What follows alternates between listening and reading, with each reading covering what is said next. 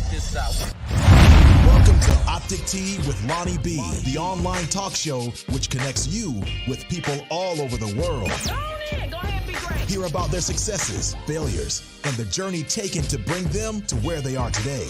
Now, let's listen to Optic Tea with the host, LonnieB.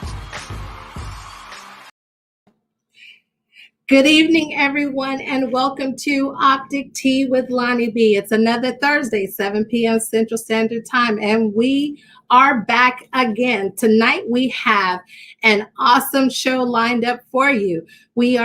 I'm getting up close and personal with none other, Teraleen Campbell, the caregiver to the caregivers, and Miss Helen Hooper of Ladies' Choice. So go ahead and get your tea, your coffee, or your beverage. I don't know what's in it, like you don't know what's in mine, but nonetheless, let's go ahead and get it because there's going to be a lot to sip on tonight. Now, you know what to do. Go ahead and invite somebody in. Tag a friend, text a friend, and tweet a friend. And always remember, if you like the show tonight, or you like my morning devotionals, Morning Tea with LonnieB, you know what to do. Go ahead and follow over to those pages, Optic Tea with LonnieB, and follow me and like and subscribe, and you will be doing me a huge favor. So go ahead and invite someone in and let them know that you are tuning in to Optic Tea with LonnieB. Yes, Optic Tea with LonnieB. So let's go ahead and talk about a few things. So as you all know, I have been working on every morning, Monday through Friday, 8:30 a.m. Central Standard Time. I have morning tea with LonnieB. So please be sure to join me. And if you can't join me, you can always go back and you can watch the repeats of each show as well as the shows tonight, either on my Facebook page, Optic Tea with LonnieB, or my YouTube channel, Optic Tea with LonnieB. So please do not miss any episode because I promise you, every week there's something to empower you or encourage you to keep going on those days that you feel like giving up.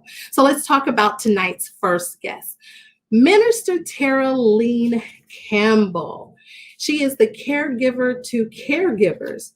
She is an author, a best-selling author. Let me correct myself.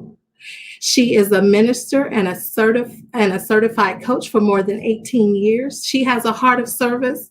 One of her passions is March for Babies. And y'all know she is a distinguished lady of one of the finest sororities in the world today. None other than the one that she and I share together, and that is Zeta Phi Beta Sorority Incorporated. So if you would, go ahead and join me as I welcome tonight's first guest, Minister Teraleen Campbell. Hello. Hello. How are you? How are you? I'm wonderful. How's it going? I cannot complain. I will not complain. God is good, and it's Thursday, right? So yes, holiday Eve, right? Yes. So I see we're in the same color vein, right? We're in sync. Look at that. Same sorority, same color, and not blue tonight. Look at that. Yes. But you know what? Purple was one of my mother's favorite colors. And it's mine. Royalty. See? Yes, royalty. And that they were, right? Yes, so, absolutely. I'm excited to be here. Thank you. Oh, thank you for accepting. You know, it's not often people allow you to get up close and personal and ask those questions that you don't know what I might ask tonight. I give you a kind of an overview, but then I do pop in a little few things that you may or may not be aware about.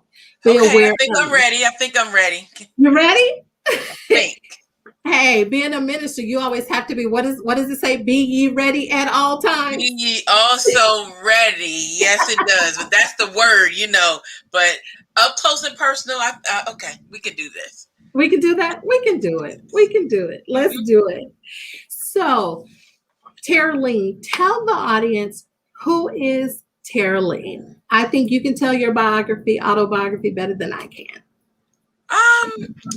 I'm an as you stated, I'm a minister of the gospel. I'm an evangelist. I'm a servant more than anything. I'm a servant. I really seek to fulfill the scripture that, about whatever your hands find to do, do it as unto the Lord. And so with that in mind, I believe that my ministry and just who I am is to be the arms of Jesus extended, to be the hands of Jesus extended. Jesus met spiritual needs, but he also met practical needs. He fed people when he saw them, hungry. He healed people who he saw sick. And so, he spoke to the social issues of the day. And so I do that as an advocate for victims and survivors of domestic violence, for example, because I lived in a home for 5 years. It's up close and personal, right? I lived in a home for 5 years as a preteen and teenager where my mother was abused by my stepfather, and I was abused too by then my stepfather. And so before domestic violence had a name or a term, I lived it. And I thank God we also lived through it and were able to come out of it.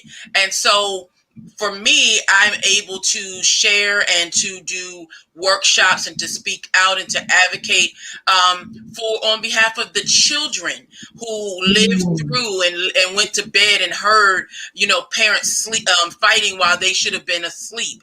I've lived that. I've lived trying to intervene and help my mom and defend her. Lived through all of that, and so lived through, the cycle of violence and dealing with what she felt that the church would say if she left him. So with all of that in mind, I now do workshops for teens as a preventative measure that hopefully you don't have to go through what I went through. And then I'm a caregiver. I have been a caregiver. And so now I'm, as you said, I'm the caregiver to caregivers because I cared for my mom for 7 years prior to her passing. And ironically, 4 years ago today was her homegoing celebration. Oh, wow. And so, God birthed in me through that experience a book called From Carefree to Caregiver that became a number one best-selling book and an award-winning book through the African American Historical and Genealogical Society. Woo, that's a mouthful. Yes. It became an acclaimed book through that society because not many people had shared up to that time the journey of being a caregiver.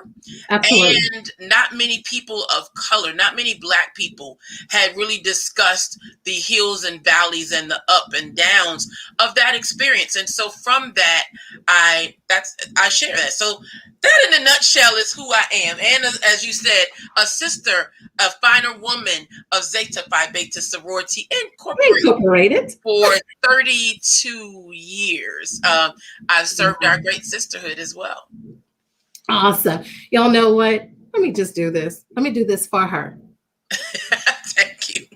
Because that was a mouthful, but I loved it. And it's so ironic because Teraleen did not share with me that she actually endured domestic violence. And it's so ironic, but God knows, because I always pray with myself and my team and we say, who do we pair together? Who do we gel together? Well, it's so ironic that Helen, actually, that's part of her program. That is what her program is about. So, we can always do our plans, but God always says that my plans is not your plans and his ways are not our ways. Amen. So we are going to do a twist on this show tonight. I really have to tell y'all that. So all this stuff right here, and my producer's probably about to choke me. But guess what? This goes to here. I'm going to ask my producer, can you please bring up none other Miss Helen Hooper? We're going to have a trio conversation tonight. So just in that room tonight, right? Yeah. Sometimes we need that. Sometimes we just have to get off script and just really just talk about the things that we have to talk about. Yeah. So, Helen, we're going to mute ourselves, and I'd like for you to share with us a little bit about Helen Hooper. Okay. Well, good evening, everyone from Florida, because I think you guys are in Texas. I don't know where you are, Campbell. You're in Texas as well? No, I'm in Maryland.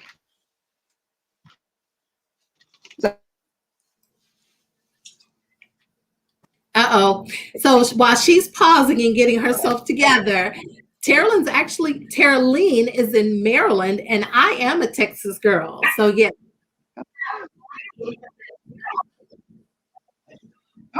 Okay. Can y'all hear me still? Yes. Y'all got me? Can you hear me? Yes. Okay. Well, of course, my name is Helen Hooper. As I'm gonna call you Lonnie tonight. I'm gonna call you Lonnie tonight. But as she said, I do on the organization. It's called Ladies' Choice, and that was birthed in 2003 in Fayetteville, North Carolina. And when you were speaking, I'm like, wow, okay, we have some similar stuff going on. But I did that in 2003 for my daughter, supposedly for my daughter, but God gave it another turn, and it just evolved into a whole organization for women of all ages. So we do counseling, we do domestic violence is a big part because I myself lived through domestic violence. I stayed married in a marriage for being married and dating probably about 20 years in that domestic violence situation. So I did write a book, and it is on Amazon. It's called Chambers of Survival. You can find it on Amazon. But the organization services women of all ages. That means we teach etiquette, going to schools and teach etiquette, going to colleges and teach mentoring classes. We're going to start it up again. It's called Life Support. That is a support group for women, and we do different topics, but most of whatever they want to talk about. And they want to talk about things like incest, domestic violence, divorce, whatever is hurting them, whatever has broken them, that's what they want to talk about. Usually we do it every first Saturday of the month, and it's called Life Support. But the whole organization, Ladies' Choice, was birthed out of, I would say, God gave me a whole organization out of some things that I was going through, that domestic violence situation that I was going through.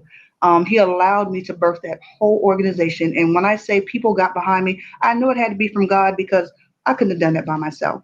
The judges and the lawyers and the parole officers and everybody that are signing people to my organization. Fort Bragg was sending their women to us. I mean, I had colonels call and say, hey, can you come out to Fort Bragg and help with these women? It was nobody but God. God could only do that. When I asked him for a creative spirit, he really did give it to me. I'm a mother. I'm a sister. I'm an advocate. I love helping in the low income community. That is my thing. Have some big things coming up, big things planned. I'm asking God to move and send me destiny helpers, guys, destiny helpers. I'm praying for that. But I just do so many things, and you never get tired of it. So I know it's God given because I never get tired of it. I can go to sleep and wake up and think about what am I going to do next with this organization and with the people in the community. I've been working when I moved from North Carolina, it was in 2010. That was after my divorce. And my first job was working in the low income community, and one of the worst places in Jacksonville that you could actually think to work. That is where I worked for 9.5 years. And just did awesome things up there. God moved. He put me there. And we all know when God gives you something, he always finances his plan. And it was really, really awesome. We opened up a clinic right there on site for the women and the children. We did feeding programs. We did ministry. We did everything. I served as a community director. That was my title, but I called it an assignment from God. So I just love it. And it's more to come. And I can't wait to see what God is going to do. So,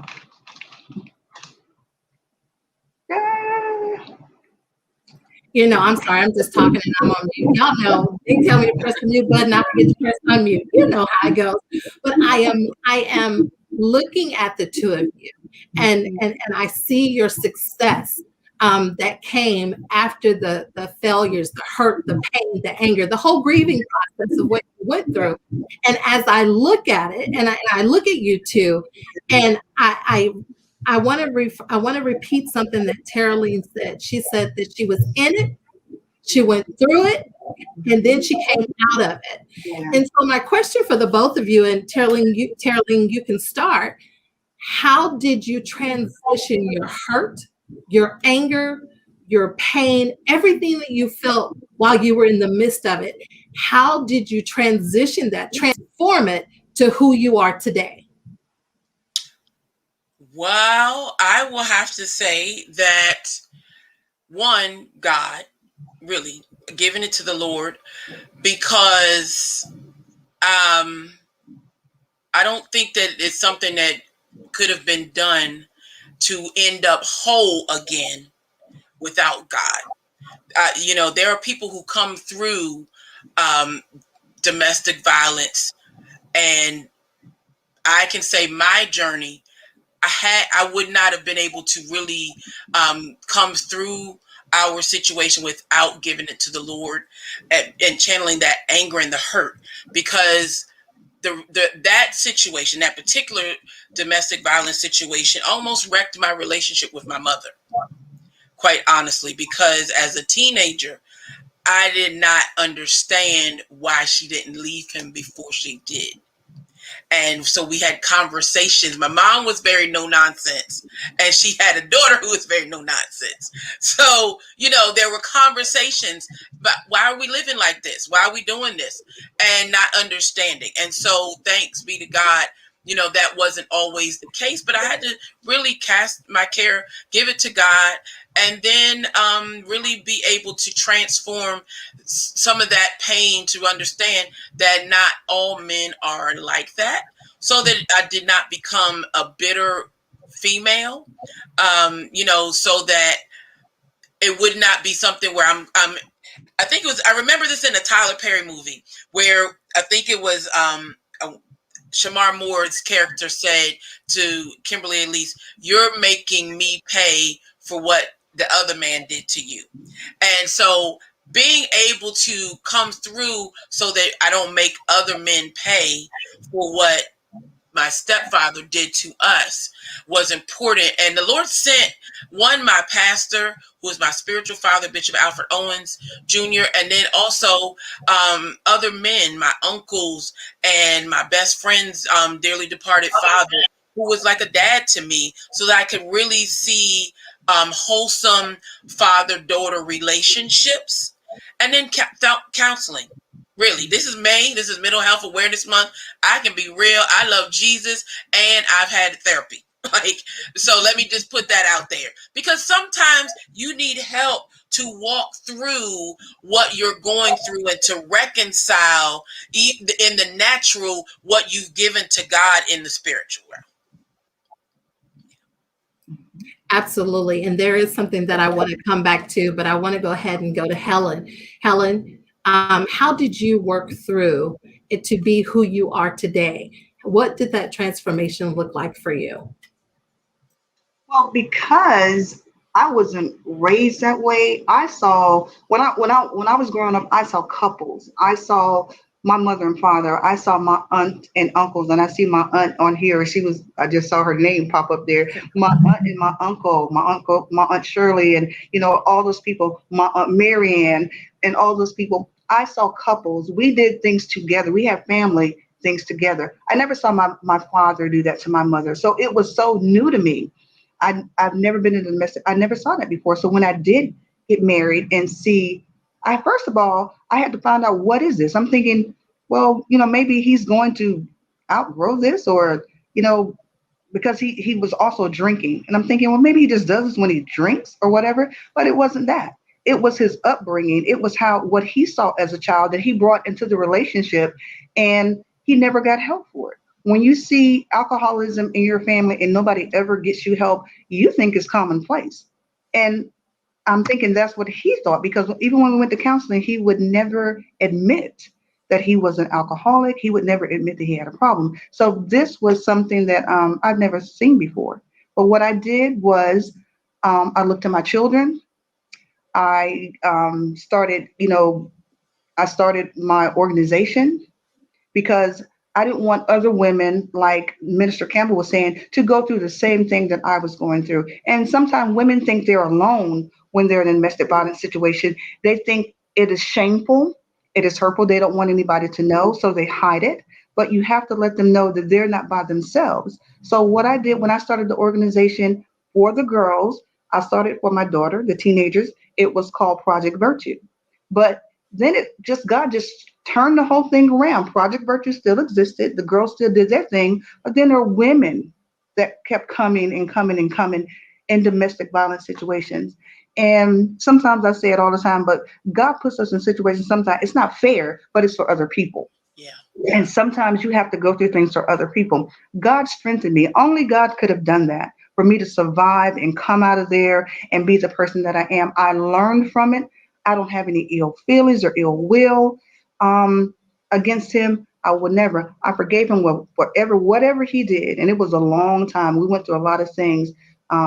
There was some jail time for him because I stopped that at a certain point. I was not just going to do that anymore, but I got stronger as I grew, and God put me in jobs that I had to deal with women all the time. It was domestic violence, transitional housing, or it was just always in those type of jobs. I have never, and I tell people this, and some of them believe it and some of them don't. I have never applied for a job on my own in about 25 years. People come and ask me, would you take this job? And it's always the same job in the same area, the same type of people. I love it. And I know that it's a calling because God, and I don't call them jobs, I call them assignments. Yeah. But it made me stronger because I know where they're coming from. I know how they felt. I know they don't want anybody to know. I know how, they try to hide it, but you don't want them to feel alone because it's shameful to them, because it was shameful to me. My family doesn't even know everything that I went through because I won't share that because it was just too hurtful. Some of it was very shameful, but you know how they feel. So you know how to help. You know where it hurts. You know how to get them to come back to life because God just strengthened me and he put people around me that helped me and that backed me and that pushed me. So that's how I came through. It wasn't by anything that I did. I just looked to my children. I prayed a lot. God gave me a whole program. And when I started writing, it's like I couldn't stop. So Latest Choice came out of all that, and God just started sending people. I didn't have time to concentrate on that anymore because I was so strong, and he couldn't understand why hasn't she just fallen? What's going on here that she just won't stop. It was just the Lord, and he gave me something to focus on. He gave me some people to help. I know when you help people, God takes care of your stuff when you take care of his stuff. So, and that's how I got to where I am. Absolutely. And it's you said a key point of how that God takes care of you as long as you take care of his people. And as we go throughout the evening, I want the audience to hear about, they've heard about Ladies Choice, but when we come back, I would like for them to hear about, because now when we come back, I would like Minister Campbell to talk about, she said that was a situation that could have put a strain between her and her mother, but being a caregiver to the person that you saw endured so much, and you had to take care of that loved one, maybe there were some apologies, maybe there were some I could have done, I should have, could have, would have. Being a caregiver, there's a lot that comes out of it. I was one part of, my mother when she was going through her battle with cancer, and towards the end, there's some conversations that, you were like, wish those could have happened back then. But I'm thankful that they happen now. So when we come back, Minister Campbell, I would like for you to talk about, what was it like going from what you were in, what you were through, that you came out, and now you became your mother's caregiver. So when we come back, everyone, I will pick up with Minister Campbell. For those who are tuning in, you're tuning in to Optic Tea with LonnieB. Yes, we did a twist on it. I truly believe that this twist is because there's someone out there who needs to hear this. God does not make mistakes. Domestic violence is real. It is happening, and it is more so happening because of COVID, because where you did have an scapegoat probably 8-10 hours a day, there was a solid year that you had to sit in that house, whether you were a child, whether you were a parent, whether you were a loved one, or just a bystander. You had to witness or endure domestic violence at some point, if that has been your position during the pandemic. So I believe that this transition is necessary. So when we come back, we will actually hear from Minister Campbell. So everyone go ahead and refill up. I told you there was going to be a lot of sipping tonight because I've been doing it. So thank you for tuning in to Optic Tea with LonnieB. Stay right there and we'll be right back after this commercial.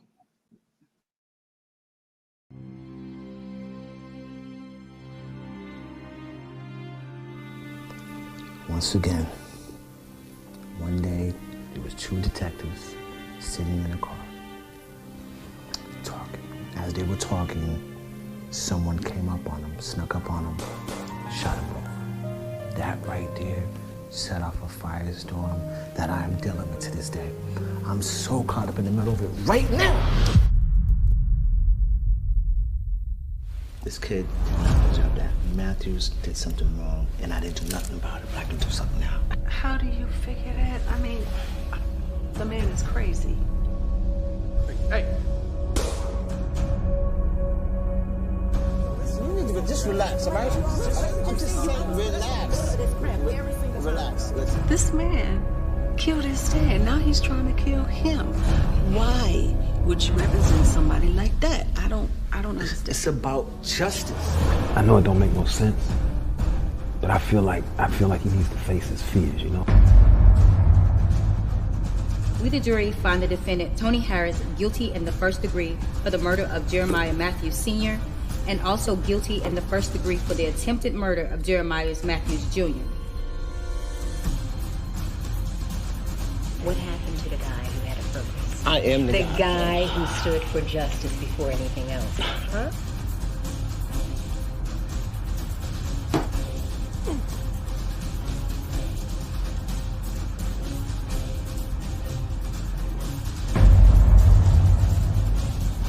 Just tell me the story one more time, from beginning to end, and do not leave anything out. So killing a man, that's just nothing to you, right? It didn't happen like that. Been expecting Harris.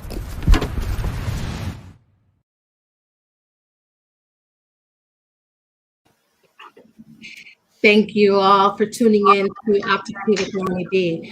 That is actually The Hills, produced by my good friend, Stephen Sticks Josie. So be sure to check it out. It's a very good film. I think I always say anything with Clifton Powell is an awesome movie. So be sure to check it out. So when we left, everyone, actually tonight we are meeting with Minister Campbell and Helen Watson Hooper. Tonight we're actually talking to both of them about their ministries and their organizations and their books. But for some reason, it's taken a twist because we are actually talking about domestic violence, which I think is a conversation that really needs to be had. But we definitely will still hear about their each individual journeys. So don't go away. Don't leave us. So Minister Campbell, before we left, I did ask you a question. What was it like having to become the caregiver to your mom, knowing everything that you went through, because that was something that could have caused a strain, but it did not? It actually was not difficult at all for me because reconciliation had taken place so many years prior to that. The journey from and through the domestic violence, she ended her marriage when I was just out of college. So I was in my 20s, and additional things have been revealed therein. And so she got divorced and got free, I call it. And we both called it. And so we were reconciled. And it was 40 years later, almost 30 some years later, when I call it the carefree to caregivers and occurred. When you're just going through life, I was in my own groove and living my life. And my mom was a big part of that, but she lived an hour and a half away from me. And she went in for a routine surgery, quite honestly, a routine surgery. And I just visited her the prior day on a Sunday afternoon. And she was in the hospital after her surgery and doing fine. She put me out of the room, told me to go get on the road, get home safely, get back down the road. And I did that. And I happened to call the hospital on the way home from work the next day. If any of you are familiar with the DC, Maryland, Virginia area, we call it the Beltway that we travel around. I was on the Beltway driving home and called the hospital to check on her, and I got the nurse's station picked up from the critical care unit. And I said, I think I was transferred to the wrong nurse's station, the wrong department. And they said, no, your mom has been transferred. She had a setback, and we tried to call you, and she may not make it through the night. So that's when my brakes got pumped, and I flipped into caregiver. And so I was in no shape to drive the hour and a half away. My cousin drove me, and that began our 7-year journey as a caregiver. And so, did what I needed to do during that time. I believe it was my reasonable service to do. And my mom and I had enjoyed a very close relationship prior to that. And we became even closer because my mom, one, in the spiritual realm, she demonstrated and modeled prayer. And so when she became ill, was on life support for 2 months, became septic, and almost died, and endured 6 abdominal surgeries, I then had to pray for the person who had been the strongest person in my world. And I had to fight for her. And there is a part in my book where I talk about the fact, my book, From Carefree to Caregiver, I've become like the devotional author. And so it began with Zeta, when I was one of the co-authors for the sororities devotional. And I found a niche with that through audience feedback. And so From Carefree to Caregiver, it's a book for caregivers, but it is a 31-day devotional that undergirds and supports caregivers. And so in journaling, chronicling my own journey as a caregiver, one of those times was when the nurse said to my cousin she said, you may want to talk to your cousin Teraleen, because Miss McGregor has been on the ventilator for over a month now. And, most people don't come back from that. So maybe she needs to just let her go.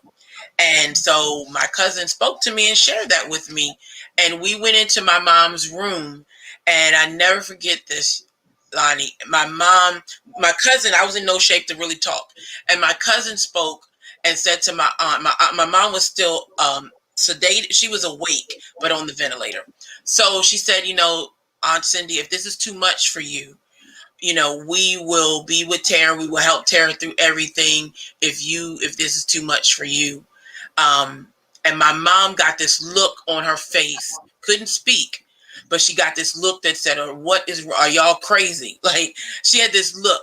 And that was, my cousin and I looked at each other, and we knew that was all that we needed to know, was that as long as she was going to fight, then we were going to fight for her and with her, and fight in prayer, fight, the natural things like dealing with nurses who were naysayers and saying you need to let her go, and dealing, advocating with insurance and all those things that came with that journey. We fought because she was fighting. And thanks be to God, she defied what the doctor said. One doctor said she may only be a vegetable. That did not happen. She learned to walk again. She had to go into a nursing home, but she still had a quality of life that was well beyond what had been forecast for her. So, yeah. Wow. It's, I was like, okay, Alonda, don't cry, because I wanted to hear everything, and to hear that all it was that look. Yeah. And sometimes it's that look, and but then you also said your mother had a model prayer. So that model prayer, when you have that relationship, it never leaves you. It never goes anywhere. So just because she was on a ventilator didn't mean that she still was not communing with our Heavenly Father. And can I just add something? I'm so sorry, but I just feel this, because if somebody is watching, let me just say about the power of prayer. Mm-hmm. My mom taught me a model prayer, but the other piece of it is I had some healing scriptures that my co-pastor, Dr. Susie Owens, right before that time of my mom getting sick, was praying about healing on our 5 a.m. prayer calls. And she provided this document just of healing scriptures.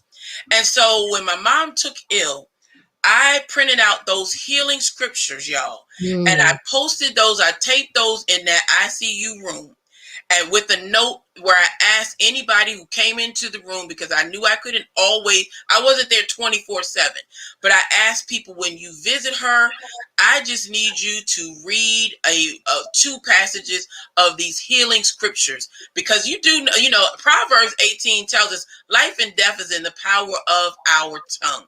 And so I needed to be able to put prayer in that atmosphere and put healing in that atmosphere, so that although she couldn't audibly speak, as you said, she could pray to her Heavenly Father. But I needed prayer in the atmosphere. And I remember after she came off the vent, she told me that she heard people go in there and who would read those healing scriptures, and that some of the people that would visit her, they would text me and they would say, Teraleen, I went to visit, missionary Cindy, and I read those scriptures like you asked. And I need to lift somebody's faith that's watching tonight to know that prayer still works, and it is in the power of our mouths. And so you have got, when we're fighting some of these battles that we are fighting, we need to remember it is also a spiritual battle. So apply the word and apply the word in prayer. I just felt that in my spirit for somebody. Amen. And it's so ironic, because I didn't want to say it, because sometimes you say, well, we're too churchy, but when God needs a message to be delivered, when God needs a word to go forth, we have to be obedient. It is in our obedience that's when He gets the glory. And so I thank you for doing that. I'll never go against or say stop. No, but as you notice, I threw all this out the window at the beginning, and there's a reason why. And I share for those who are tuning in. You're tuning in to Optic Tea with LonnieB. Tonight I'm getting up close and personal with Helen Watson Hooper of Ladies' Choice and Minister Teraleen Campbell of she's a caregiver, new caregivers, and she's a published author of 4 books that we'll actually get into tonight. But just to hear that you fought just as your mother fought through while you were going through. And then I look at Helen, and Helen, you fought through what you went through. You went through years of it being a domestic situation. And when you think about that, you're talking about domestic, that means you couldn't leave. You had to, wherever you went, you had to come home and rest in it. We don't know everything that happened, but I can only imagine from what I've seen on TV, what I've heard from other people share. And then for you to still come out as beautiful and gorgeous as you are. We've sat on several platforms, and to see everything that you're doing in your organization. You shared earlier that your emphasis is to young ladies. Why young ladies? I think it's very important to educate our young ladies before some of the pitfalls and some of the holes that we fell into. They don't need to do that. If we get them before they can do that, if we can, and I tell people this all the time, it's a mindset. If you can go in and you can get that person to start thinking, because I see young ladies right now some of them are just in horrible relationships at early ages. But if we can get to them before they start fostering these horrible relationships, these relationships that we know it's going to cut them off at the pass. It's going to thwart everything that God is trying to do for them. If we can get them and educate them and pour into them, some of them just need someone to listen to them, to love them, to talk to them, because it's not an easy fix. We don't know what people go through at home. I see young ladies all the time. You don't know if mom has too many kids, so I'm not getting enough attention. I've been put in charge of the whole household, so when the first man comes along to tell me that he loves me and he cares, there he goes. So it is important to me to get to those young women. And we're born with clean slates.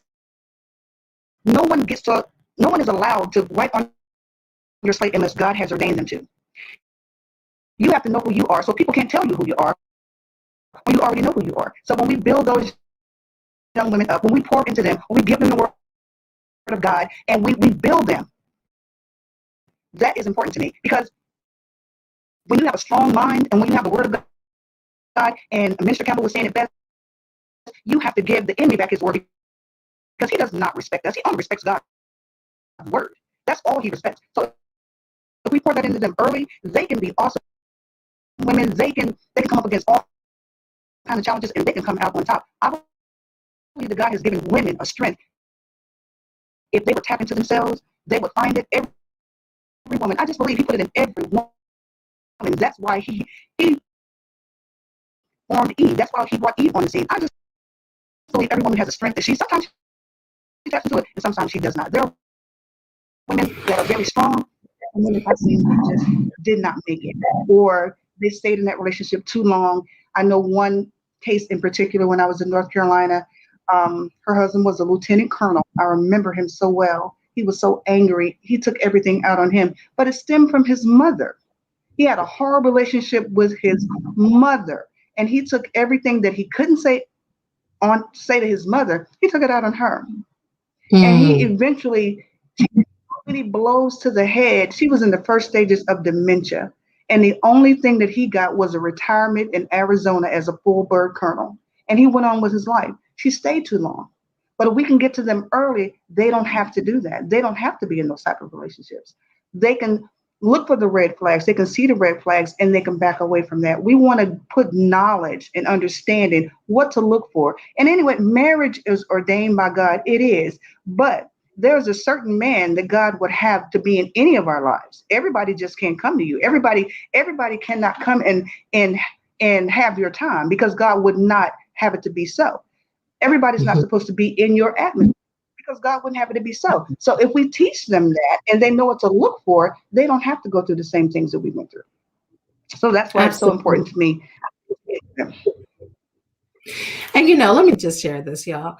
Every time when there's something that needs to be heard, that devil will show up and cause technical difficulties and cause static. But you know what? I'm sitting over here, and I know y'all saw me lip service. Devil, you a lie. I bind you. Get out of here, God. Please clear the airways so this work can go forward. Because the devil doesn't want that. That's right. And we have to speak to it and tell it to go somewhere. And so it aligns with everything that we do. And so I know that there was so much that I filtered my way through it. I made my way through it into the audience. At the end, if you want to talk to either one of them, we will share their information at the end of the night, because y'all, I told y'all, I said there are some shows that will be a 2-part show, and there are some shows that are just one shows. Y'all, this is a 2-part show. I don't know why. I don't know what your schedules are looking like. I don't know if you have the availability. I can bring you back one on. But I really believe that there is an ear that needs to hear. And even if it's one person who's struggling, don't know how to get out, don't know how to say, I'm done, don't know how to cry out to say, I need help. If it's just one that hears something that either of you have said tonight, that will reach out, because you are a non-biased, you're not in the church, you're not in the family, you're not in the circle of friends, but you are a non-biased, non-knowing individual, that they have no clue of who you are, but they know that you've been in it, you've been through it, and now you're out of it. Then I believe we have accomplished what God wanted to do. He said, don't go after the 99. He said, go after the one. Just that one. So when I go every night, if I'm on here every night, allowing people to see and hear of hidden gems who have gone through a circumstance of someone through something, or that you or someone that has gone through something that they have gone through, or someone they know has, I've done what I wanted to do. I've done what God has assigned me to do, and He gets all the credit. So for those who are listening tonight, I thank you for tuning in. You are tuning in to Optic Tea with LonnieB. Tonight it took a twist. Don't know who it's for, but I do know it's for someone. So I love the twist. And you know what I say it's the twist? It's not. It was just God's plan. Because let me tell y'all something. I talked to Teraleen, Minister Campbell, and I talked to Helen and all these cards. And I said, we're going to talk about this, and we're going to go to this, we're going to go to this, we're going to do this. But God said not so. That did not happen. That's not tonight. That's not what I need to go for tonight. So I am always forever grateful because there was a time when Alonda was on Alonda's agenda and nothing manifested. So I am truly grateful that you all were flexible to adapt to the change. I believe people got through authenticity, the genuineness, and the passion of what God has birthed inside of both of you. There's so much to the audience. If you have questions, you can post them, and we will actually, if you have questions for Minister Campbell or Helen, we will post them and try to answer them tonight. But we are at 7:45. And y'all, Pastor Gerald says good morning, good evening, Pastor Gerald. And we are at 7:45, but what I do want the audience to know, this is only the beginning of a new beginning of the continuation of your journey. So I'd like to start with Helen Hooper. Can you tell us what's coming up next for you, and how can someone get in contact with you? Wow, what's coming up next for me? God has given me a bigger vision, and I was riding today and I was praying. I'm like, God, do it again, because in Fayetteville it was huge, and I just want God to do it again because I know He can. He's given me some fresh ideas. He's given me fresh plans. I haven't spoken to anybody about them yet, but it's going to be in the community, the low-income community, and I can't wait. It's just an awesome vision that God has given me, and I just can't wait to see. I love a challenge. If anybody knows me, know I love a challenge. I just can't wait to see what He's going to do and who are going to be my destiny helpers with this, because I think it's so awesome. And again, I couldn't have thought of it. God had to give it to me. I couldn't have thought of it. He had to give it to me. So I am still working in the community. I am still working on a project right now with one of our organizations in Florida. In the low income community, we are getting a visioning group together. We're going to try to get some ladies to start their own businesses in low income areas and low income complexes. We're going to teach them some things. We're going to pour into them, just like I said, pour in. We got to build them up, because I was talking to a friend of mine today, and I told her poverty is a business, and it shouldn't be, but it is. People are making millions off of people's poverty. They don't want those 3 and 4 and 5 generations to come out of that cycle of poverty, because they're making millions. We're going to stop that. And that is what God has given me. We're going to stop that. Nobody should be making millions on the backs of people. I mean, God's people. They're God's people too. But poverty is a business. People can believe it or not believe it, but it is. So we're going to stop that. Those cycles, those 3 and 4 and 5 generations of poverty, it has to stop. These women have to come out and be the women that God called them to be. And in poverty, they cannot do that. We're going to ask God to do some mind changing. It has to be done. So I'm going right back in the community, and we're going to build those women. We're going to bring them out because they have children to raise. We're going to teach them financial things. We're going to teach them how to be great mothers, how to stand up on their own 2 feet, because when the women come into the forefront, those men are going to fall in line, but they need the tools to do it, because people can look at them and say, oh, why don't they do this and do that? But they don't know their story. So you can't really say what they won't do because you don't know them. Go down there and talk to a couple of them. You got molestation by natural fathers. You have rape. You have incest. You have all kinds of things. You don't know what their story is. But we have to, so that's what I'm working on, Lonnie. So it's a big vision, but I cannot wait to see what God is going to do. And you can go to the website. She has it up right there. You can go there, Ladies' Choice.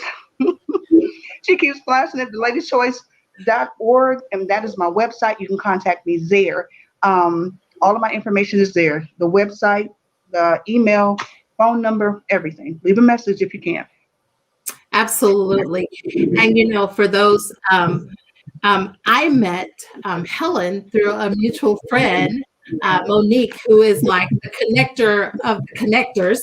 And we actually have said, I've said on several of your panels, and when I Yes. tell you Mhm. that when God gives her something, she moves on it, she acts on it, and it births something out of something else to something else. So I'm excited. Whatever you need from me, I'm always there. I'm always willing. But I'm going to put you out there because one of your supporters already has. So Yes. when is the podcast coming back? The podcast is going to be coming back the second week of June. What's this? May, June. Yeah, June. Because everybody keeps asking me about my podcast. I got to get back on my game with that. So the second week in June, the podcast is going to be right back on Facebook. You can get it on Facebook Live, and I'll tell you all the other channels you can get it on as well. It's like 9 channels, but I can't remember them off right now. So Absolutely. So the second week in June, Yeah. we're looking for Helen Hooper's podcast. Minister Teraleen Campbell, what's next for you, and how can we reach you? I can be reached via my website. I'm also on social media platforms, YouTube channel. You can catch me on YouTube for inspiration, messages, prayers. Also Facebook, Instagram, Twitter, all of the main three, 4. And my website, I see that information is there. You can reach me, TeraleenCampbell.com is my website. We can stay connected that way. What's next for me? Well, let me back up really quickly. One of the things that was a result of the From Carefree to Caregiver book was I've created a Facebook group for caregivers called Caregivers Connect. And so through that group, now it's been 2 years and there are about 200 people who have aligned with the group. And it's basically to support caregivers if they need to vent. I check in with them. I pray with them and for them. So if you're a caregiver, if you know a caregiver and you like to become a part of that, I call it our caregiving community. So very similar to domestic violence. Many caregivers feel like they're the only ones going through it. Sometimes they need some support. Parent with dementia, a husband with PTSD. So all kinds of things that caregivers are dealing with, and similar with the pandemic. As a result of the pandemic, there's now a caregiving crisis, they're calling it. Last year, this time, many of us were working remotely, teleworking. And if you had a loved one at home there that you were caring for, their routine got mixed up and jacked up as well. Caregivers were, the family members were not understanding, well, why are you at home? And since you're home, that means I can call on you every 5 minutes, kind of like ring the bell. And you're like, no, I'm teleworking. And so I can't help you every hour. And so those are some of the things that caregivers have gone through over the last year themselves, trying to maintain stability in an unstable world.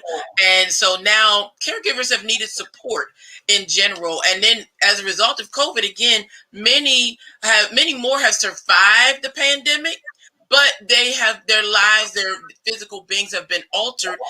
So many have now are needing caregivers. And so that means there are more caregivers who have been created. And so I am here for you. Connect with me on Caregivers Connect. And I will be doing some symposiums, some on-demand workshops for caregivers, talking about things like advanced directives, talking about how to advocate for your loved one, talking about the mental exhaustion and the burnout that can result from this journey. So stay connected, connect with me. Let's stay connected so that you can avail yourselves to some of those on-demand sessions. And yeah, let's just stay connected in general. I'd love to work with you and to support you. Awesome. So everyone out there, you have heard it. These are two powerful women that you and I need to really connect. Well, I'm already connected to them. So I just need to connect a little bit tighter and get a little bit closer. I have actually had the privilege of hearing Minister Campbell pray. Y'all, let me tell you, she can pray. She can pray. So But before we get out of here, y'all know, I try to lighten the atmosphere because sometimes we just need laughter in the midst of our situations. But tonight there has been valuable information that has gone forth. And before we get out of here, I want to run a commercial that is for Minister Teraleen Campbell. And then when we come back, I would like for her to talk about it. So stay right there, everyone. This is just a quick commercial. Don't go anywhere. So watch the commercial. We'll be right back. Hello, hello, hello. My name is Minister Teraleen Campbell, and I am here to share with you a wonderful new endeavor. I am so excited and pleased to introduce to you the Cindy Moses Memorial Scholarship. Who is Cindy Moses? I'm glad you asked. Cindy Moses, Cynthia McGregor, Cindy Moe, all those names, that is my mommy. My mother transitioned from this earthly life 3 years ago. However, during the 67 years that she was alive on this earth, my mother made tremendous impact in the lives of those with whom she came in contact. Even during her early years as a preschool teacher, my mother believed in education, and she supported those who were pursuing various types of education. My mom also was one who encouraged, who mentored, and who supported in a tangible manner single parents, single moms. She made sure that single moms had food for Thanksgiving, often going to the grocery store and providing food so that they would have adequate meals. During the Christmas holidays each year, I remember how my mom would take from her own bank account as she was raising me alone as a single mom. She would still go out and make sure that she could be a blessing to single parent households to ensure that families had Christmas gifts. That was the type of person that my mother was. And to that end, I believe that this scholarship will continue her legacy and memorialize her in a positive manner.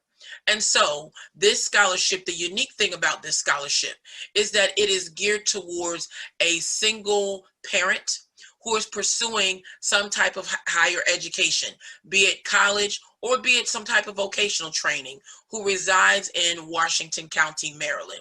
So if that is you, I encourage you to apply for the Cindy Moses Memorial Scholarship. We want to continue the legacy of this great woman and be a blessing to a single parent who is seeking to improve their quality of life for their family. Have a wonderful day. Have a wonderful day. Yes, awesome, awesome, awesome. I applaud you and I commend you for the scholarship in your mother's name. I know the deadline has passed for this year, but it happens every year. Am I correct? Yes. Awesome. And actually, there is still time to apply for this fall's award, scholarship award. And so, yeah, there is still time to apply. Okay. So everyone, you've heard it.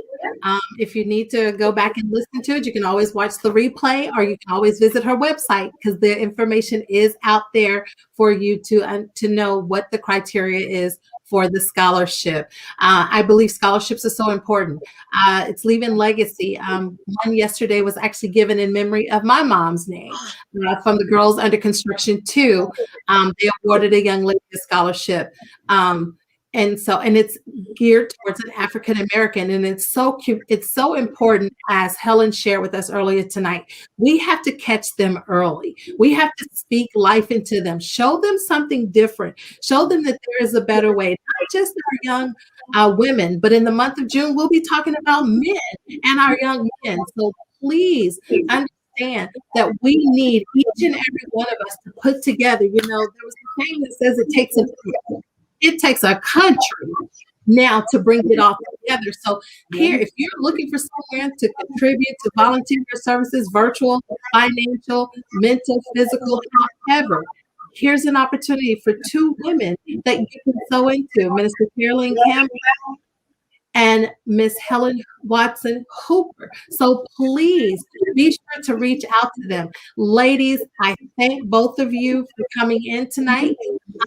If you would like to do a part 2, I really believe we can. If you'd like to come back individually, I would love it. Please, let's connect. Let's do it. There will be more coming together about this, talking about just being prepared, being prepared overall. How do you go from trial to triumph? What does that really look like? We say it, but what does that look like? So, ladies, I appreciate both of you. I commend you for your courage. I commend you for your strength. I commend you for your tenacity. I can commend you for being progressive, moving forward women. And I applaud you. If nobody else is applauding you, and I know they have, just know that every day you wake up, LonnieB is applauding you. So everyone, I thank you from the bottom of my heart. Everyone, I thank you for tuning in. If you know that there's someone who can benefit from tonight's episode, please do as I ask, share, share, share, and share. And always, every Thursday, you can find us here at 7 p.m. Central Standard Time. Y'all get confused. 8:30 a.m., 7 p.m. And then I'm not confused, right? You can always tune in to Optic Tea with LonnieB, 7 p.m. Central Standard Time every Thursday. Same place, same channel. And if you need some morning pick-me-up, just to put a little spice in your day, you can always tune into Morning Tea with LonnieB at 8:30 a.m. Central Standard Time on the same channel.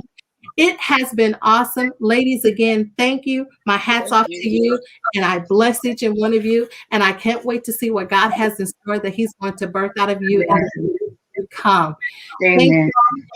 Thank you for everyone tuning in. You have tuned in to LonnieB Optic Tea with LonnieB. And you know my final saying, smile. You owe it to yourself because no one does it better than you. Until tomorrow morning, take care. God bless. Good night. Thanks for watching another episode of Optic Tea with LonnieB. Don't forget to like, subscribe, and leave a comment. Stay connected on and off the show by following Optic Tea with LonnieB on Facebook, Instagram, and YouTube.